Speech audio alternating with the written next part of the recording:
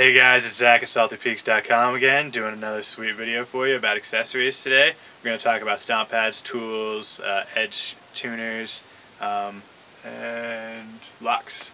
Doing that today as well. So first thing we'll talk about is Stomp Pads. So you're going to have basically two types of Stomp Pads. You're going to have a nice large plastic one. It's usually going to be pretty thick, pretty tall, really give you some really good traction, but it takes up a lot of board area, which can be good if you have a problem finding your Stomp Pads. Or if you just want to cover up a bad part of your graphic or something, it's great for that. If you really love your graphic and you don't want to cover it up too much, you want something a little smaller, thinner, you can usually get smaller metal spikes, a variety of shapes and sizes for both of these, but the smaller guys, you can work around your graphic, you can put them exactly where you need them so it's not taking up a huge area. And it just helps give you traction when you're getting off the lift and you got your back foot out, getting on, getting off the lift, gives you that little extra traction, help you get that turns through those congested traffic areas where everyone likes to sit at the top of the lift.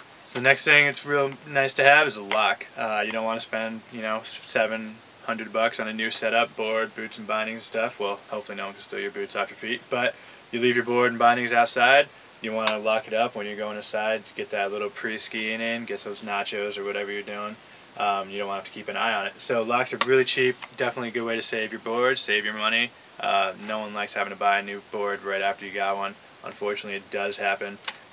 10, 12 bucks, you can get a nice simple lock. Simple three number combo. You can pick any number. It's got a little wire that comes out, and you can stretch it around the rack, stretch it around your board, put it through your binding, whatever. You can usually do 2 or 3 boards with one lock. So if one person has one, you can definitely share. It's not something everybody has to have all the time, but definitely suggest it. If you buy a new board and stuff, well worth the 10 bucks. And so to combine the first two products we talked about, this is a Stomp Pad that has a built-in lock. So it's got kind of a little leash on it and the lock there. Same thing, 3-digit combo, stretches out. You can wrap it around your board, wrap it around your bindings, all that stuff. So it's a good combo. That way you never forget your lock at home and you still have a Stomp Pad on there.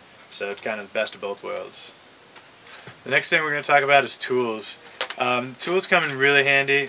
Usually most of them are nice and small. You can fit them in your cargo pocket, fit them in your jacket pocket.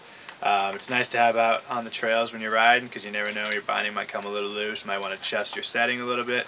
It might start snowing. You want to set your stance back for some powder riding or something. So it always comes in handy. Every crew should have at least one person carrying one. So there's kind of a couple different shapes, a wide variety of tools, but they're all going to basically be the same. This is the Burton Bullet Tool. Nice, compact, easy to put kind of any pocket, real comfortable to ride with. And you're going to have a little compartment in the top. It's going to have different Phillips heads, number 3s, number 2s, all the different Phillips sizes, flat heads, and most likely, normally even a hex head doing binding work. And then another real popular one is the Palm Tool from Poor Boy. It's just got your kind of T-shaped tool, which is really awesome.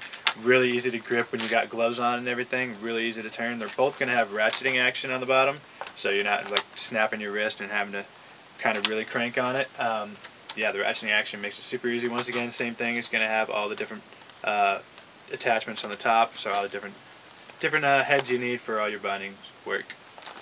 And the last thing we're going to talk about today is your edge sharpeners. Basically your files for filing your edges, get them nice and sharp, or if you want to detune them for those rail kids out there.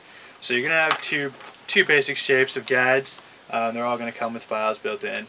So basically you just got the plastic guide, which is helping you get it to a nice perfect 90-degree angle, or somewhere typically around an 88-degree angle. You can flip over the guide and it'll either be a 90 on one side and about an 88, 87 depending on the guide. And that just allows you to get that really sharp edge, and you're not going to be taking excess edge off by using the guide. So this is kind of your traditional shape, just kind of nice big palm size, fits in your hand, really good. You can do the whole board really fast at once. So then we do have a smaller size that they make for magnet traction boards because they have that wavy edge. They're not nice and straight, so it's hard to get the bigger ones in between those waves. So we just have a smaller guy that'll do the exact same job, but fits into those smaller kind of awkward curves that comes with the magnet traction boards out there.